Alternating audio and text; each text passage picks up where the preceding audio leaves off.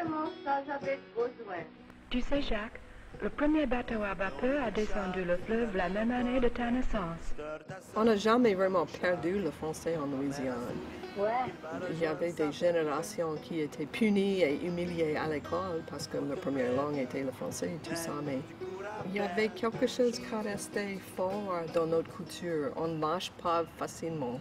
Au milieu des swamps et de grands champs de vagues, de souchets, des chaouis et de pélicans. On t'a vu passer toi mon aigle, on en a vu 100, on leur a fait On t'a dit ça et pour ton bien, tu as perdu ton chant. On est la seule agence gouvernementale dans le pays qui défend une langue. Je voulais supporter la culture française louisianaise pour que si quelqu'un voulait vivre leur vie bilingue en Louisiane, ça serait beaucoup plus facile. Moi, je dis c'est un miracle. Si tu connais notre histoire, si tu étudies l'histoire du français en Louisiane, c'est un vrai miracle qu'on existe encore. Le Cajun typique. Il n'y a pas de Cajun typique. Mais en général, les Cajuns sont très orientés vers la famille. La famille est très, très importante en Cajun.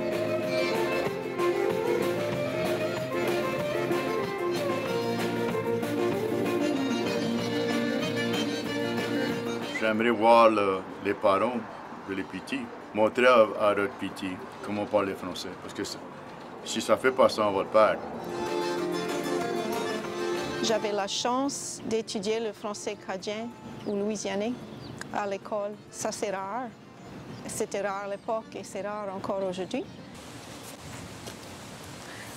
Je trouve qu'on nous demande tout le temps si le français va survivre ou est-ce que le français a un avenir en Louisiane.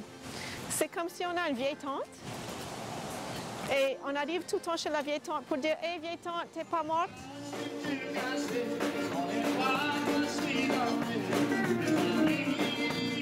C'est tout pas tout, mais les gens ne préparent pas parler le français. Ils ne veulent pas? Je ne crois pas. Ça a des computers, des chars et tout ça. Quand moi j'ai commencé l'école, je ne connaissais pas un mot d'anglais. Pur français, c'est tout ce que je connaissais. Le monde qui connaît parler l'organisation ne peut pas le parler parce qu'ils ont honte de ça. C'est notre héritage, c'est nous autres. C'est ça qu'on est.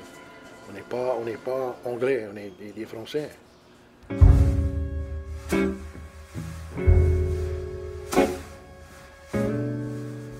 C'est un petit peu comme le Holy Grail que je cherche. Je cherche quelqu'un d'ici qui parle toujours le français.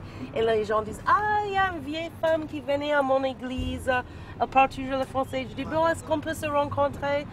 Et jusqu'à présent, j'ai jamais rencontré quelqu'un. Voilà, c'est un petit problème parce qu'avant, on aurait dû écrire Faubourg Marigny, ou comme les gens prononcent en anglais Faubourg Marigny, mais on a décidé de mettre Suburb Marigny, qui veut rien dire en français ou en anglais. Ben, le français, c'était ma première langue. Il y a du moment qui me demande « Ah, comment est-ce que tu as appris à parler le français si bien ?» Je dis « J'ai été né, élevé avec le français. » On avait 3 frères dans ma famille. Et moi, le plus vieux, je parle plus français. Et là, le second, un peu moins. Et là, le troisième, presque pas. France et moi, les deux, on accueille les touristes françaises qui viennent pour visiter. Et j'ai dit, mère, je dis, t'as de quoi faire, t'es occupé à soir. Il dit non, enfin, il dit, t'as des Français, avant que moi je peux y répondre, il dit, t'as des Français, je dis oui. On a décidé qu'il allait venir. Et tu vois comment beau que c'est. Et on les a ramassés au autobus à la ville voisine d'ici et les emmenés à sa maison. Je vais dehors et je dis, je vois que vous avez déjà rencontré mon bon ami Pat. Et ici, c'est mon bon ami Mel. Et les touristes françaises se regardaient un peu drôle. Direct avant Mel et Pat se partent, l'homme qui est assis au bout de la table, il me dit, Madame, je vais vous poser une question. Dis-moi, France, tu nous as présenté tes deux bons amis, Pat et Mel. Et c'est possible? C'était difficile pour comprendre qu'il fallait me demander la question.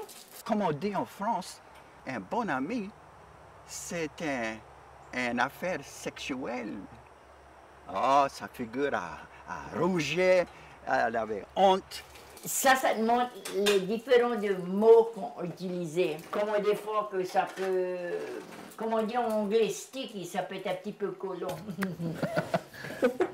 Il y a une génération qu'on va perdre bientôt qui a été élevée avec le français comme langue maternelle. Et après que cette génération n'est pas là, c'est à nous autres de faire ce qu'on veut. Il y a une différence entre la famille et la famille.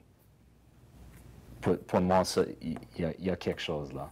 Moi, j'ai repris la langue de mes arrière-grands-parents, de mes ancêtres. C'est ma langue, Esther. C'est pas ma langue maternelle, mais c'est ma langue native. Alors, c'est une grande réussite. Le nuage blanc, le jour béni, la nuit sacrée, et je pense en moi-même, mais oui, comme le monde est beau. La Louisiane est très particulière et le caractère de l'État est différent que n'importe quel autre État des États-Unis. Le français, c'est une connexion. Quand tu rencontres quelqu'un qui parle le français, on ne sait pas comment on pourrait réussir si on avait accès à toute notre culture. Même si on n'a pas la discussion, on se connaît. Et même plus le monde qui était élevé en français, ils n'ont pas besoin d'avoir la discussion. Est-ce que tu es francophone? Est-ce que tu es francophone? On se connaît. Les petits bébés, C'est tout ligné ensemble et ça me donne un bon calme, un sens calme que je peux passer mes derniers jours ici dans cette belle environnement. sans moi-même, comme le monde est beau.